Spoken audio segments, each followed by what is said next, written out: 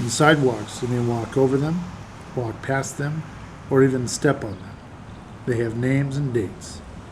They are interesting and have a story, and are Whittier hidden gems.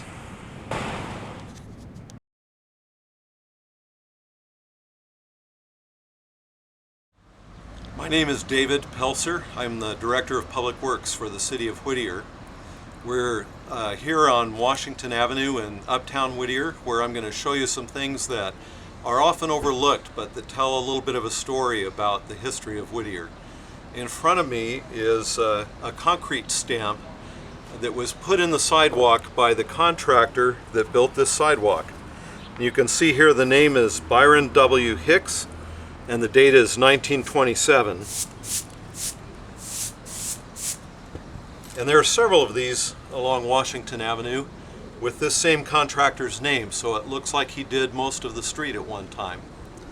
And these things are often overlooked because they're down on the ground and they're somewhat faded from their age. But I enjoy noticing them as I walk around Uptown, and am glad to point these out to you. So this one from 1927 is one of the oldest that I've found that has a year stamped on it. And we're going to look at some others that are a little more recent and see how the years that are stamped in here tell a little bit of the story of the city and reflect the story of our country as well, as far as when construction was occurring during different decades.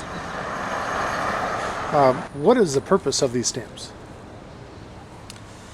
Well, these stamps commemorate or just mark the contractor that built the sidewalk, and it's like signing a painting or something. It's a recognition of work that you did, and it also serves as a little bit of advertising for the contractor. All right, this is a US WPA stamp dated 1941. WPA stands for the Work Project Administration. And I believe this was an effort by the federal government to put people back to work after the Great Depression in the 30s. And we see a number of these here. These are all over the Uptown area, most of them dated 1941. I think occasionally you might see one dated 1940. And it's interesting that we don't see much between the late 20s and 1940. And that's just because the whole country was in a serious economic depression and there wasn't much construction going on during that time.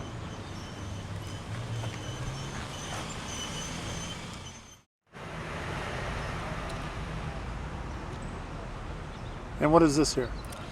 Well, this stamp says Vito Kovacevic and Company, 1955, contractors. And so this guy apparently put this section of the street in out in front of City Hall about the same time that City Hall was being constructed in 1955. And it's significant that we see a gap from 41 to 55 because during those in-between years were the war years, and a lot of the country's economic activity was focused on the war effort during World War II. So this will represent the post-war baby boom and associated boom in construction, and City Hall was built in 1955 during that same time.